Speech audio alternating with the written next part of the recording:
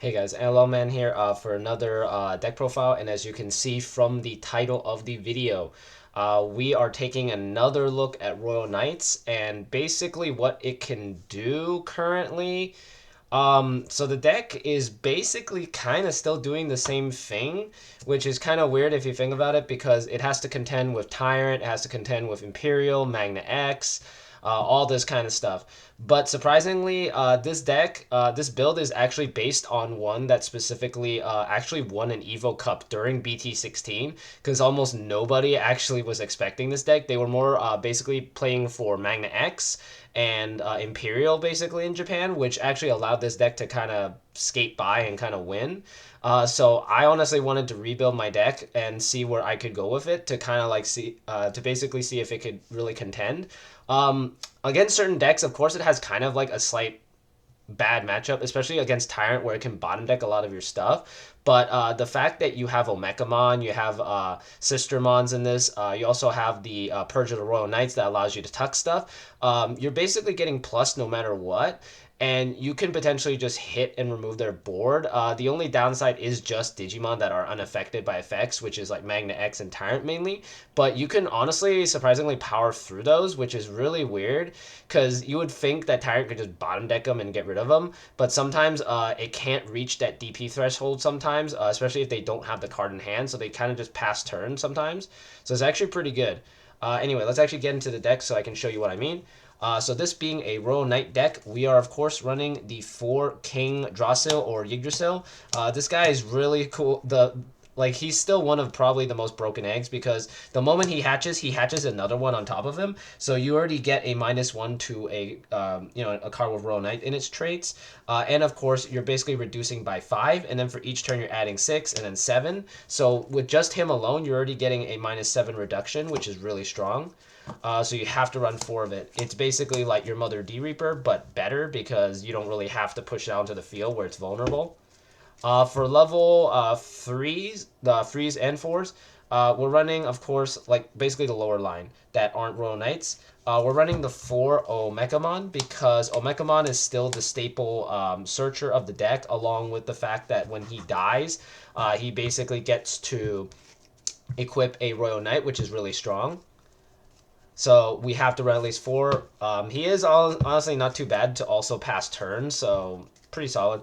Then we run 2 Sistermons. You may be wondering why I'm not running the starter deck one, the Jessmon starter deck one, but I like this one more because those, of course, give you decoy, they give you reboot, but at the same time, this gives a blocker. So you get to draw one and you get a blocker, and Gankumon can summon her back from the trash, meaning if she dies blocking, you just bring it back with Genku and you get another draw off that. So as long as you have a Royal Knight, this is a blocker, and the fact that you basically turn all your other Sistermons into blockers too, thanks to it, if you run other Sistermons. So I really like running this because the fact that she can just block stuff for you is what is the most crucial thing. But also she does basically the exact same thing Omeka does, but for 1 cost cheaper. So yeah. Then for the Royal Knights, we are of course running the 4 Magnamon from BT13. This guy is really I'm really glad this card finally got a reprint and in a much cooler art. I'm really glad I managed to get all these Evo. These 3 are actually from my Magnamon X deck, and then this one I actually pulled recently. So I'm really happy that I could get enough copies to run in this deck finally. Then we run 2 of the Magnamon from the starter deck, the Double Typhoon, because of course it gives us Digivolving, and you can play it for 2 cost off of this on turn 1, so you have a blocker already, and you can absorb it because it is a Royal Knight, so pretty solid. Then for the last, basically for the level 5s, we actually do run level 5s in this build for once. We run 1 Zudomon Ace because we want to strip sources, and it can evolve on any of these Magnas if you leave it out. Then 1 Magna Angemon Ace. So you can heal and you do some DP minus. Sometimes you can potentially like kill their small guys so they don't go for a game. Then we run 1 of the Were Garurumon Ace. This guy, I actually never really used him until this deck. This guy's actually really solid because he can basically draw you an extra card, plus he can suspend something and make it so it can't unsuspend next turn. Or, I mean, it basically just can't suspend at all. So if you hit it by passing turn, basically, you get to basically make it so they can't go in for that second check, which is really, really strong. Then for the Royal Knights, for basically the rest of this deck is just the level 6 and 7s and a few option cards and tamers. But yeah, so first we are running the 2 Gallantmons because it is your rush and it lets you delete stuff 6,000 DP or less or 13,000 and above. Then we run 2 Genkumons because this lets us play a Royal Knight from the source, or it can help us play back the Sistermon that we have, which is really solid, and it grants everything blocker, so pretty cool. Oh, my bad. So he is a blocker by default. He doesn't grant blocker. That's Leopardmon. But yeah, he gets to revive them, so revive a Sistermon or summon a Royal Knight, so pretty solid. Then we run 2 Jesmons as removal for small targets early game because it deletes something 6,000 DP or less, but for every Royal Knight or for basically, yeah, for each of your other Digimon, it's not for Royal Knight, it's just for each of your other Digimon, you add 2,000. So starting off, if you already have a Sistermon out, you can pop something 8,000 DP or less, so basically anything that's a level 5. So you get to kill level 5 by default, which is really strong. It also grants plus 1,000 to everything with Sistermon and Royal Knight and its traits, so pretty cool. Then we run, for the green level 6s, we run Leopardmon. This one grants us all blocker for all your Royal Knights, basically, so you gotta run at least 3. Then this card has actually come in a lot clutch lately in testing. This one helps us remove sources, especially against a deck, especially against like Tyrant, because their Grand Kawaga Ace is not immune. So you can do this and get memory back, and then play off something to basically get rid of their board, which is really strong. So you gotta run at least 2 of this to basically start removing sources.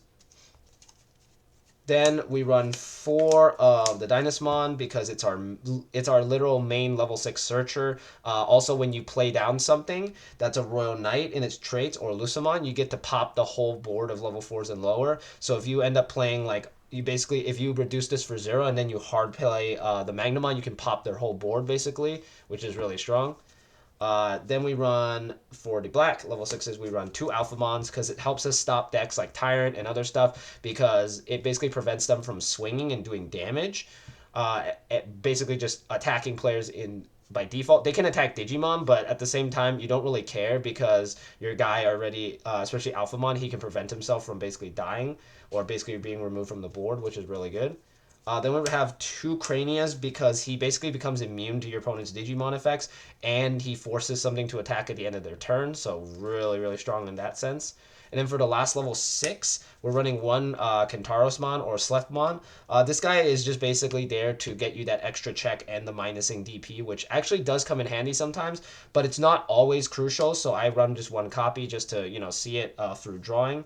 That's basically all the level 6s in the deck. Let me just move these up. There is a slight glare, but that's fine. Let's do that. Then for a level 7, we only run 1, and we run the 4 Omnimon or Omegamon, specifically because this guy plays out all our knights from underneath Yggdrasil. It's basically our win condition, so when we see this in hand, starting hand, we keep it, and we just wait and slowly build up our board. And then, of course, I have actually had to play it for its other effect, where I basically deleted a Digimon that actually helped me kill an Omnimon, basically Omnimon Megazoo deck. I managed to basically stop it by killing their guy that had a Ace underneath, and that basically gave me more memory, and I was able to kind of pass turn by playing another Omegamon, so pretty solid. Then for options, we of course are running the 4 copies of the Purge of the Royal Knights because this helps us search. It also lets us play our guys from underneath, especially if we have like guys that have all turn effects that prot when stuff is played. So this is really solid for that.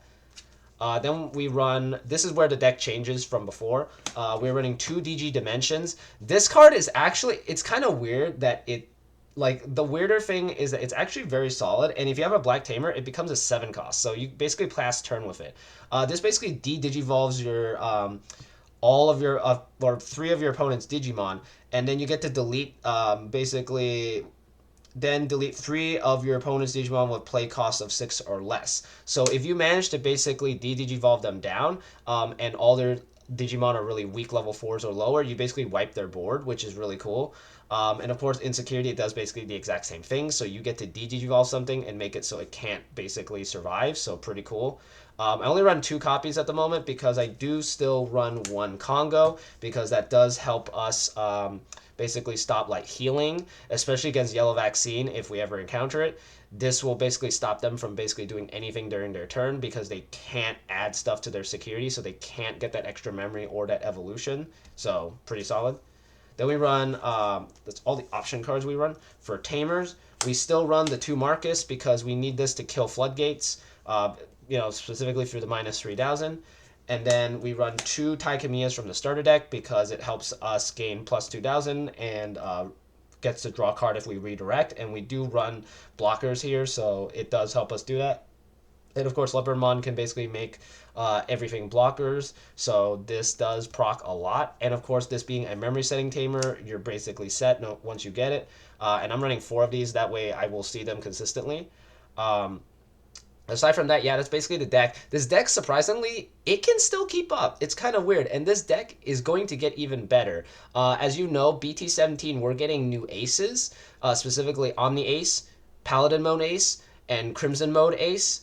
Those 3 in this deck actually bring it back up, which is really crazy because the thing is that Yggdrasil's effect says your turn you can't digivolve, but on your opponent's turn you can blast evolve as much as you want, which is why we're running the aces at the moment. So basically, once we get those new aces, this deck is going to get even stronger because we can just blast evo on anything and remove their boards or delete their boards in the process of them basically doing anything, which is really cool. Most of the time, they will have to swing in to do damage. Sometimes they'll be able to DP reduce something down to the ground, especially against Shine. But every other deck, they kind of have to swing and do stuff first. So potentially, they still have to beat over like a 13,000 or like any of these 12 or 13,000. So you still got to do all that. So it's really crazy. Aside from that, yeah, no, the deck still feels very solid. I mean, basically, if they can't kill you within those like 5 or 6 turns that you're setting up, you basically just win the game because you are just going to rush them and remove their board so fast that they can't do anything about it. So they're basically done at that point. But yeah, as usual, like, comment, subscribe, let me know what you thought, and I'll see you guys next time.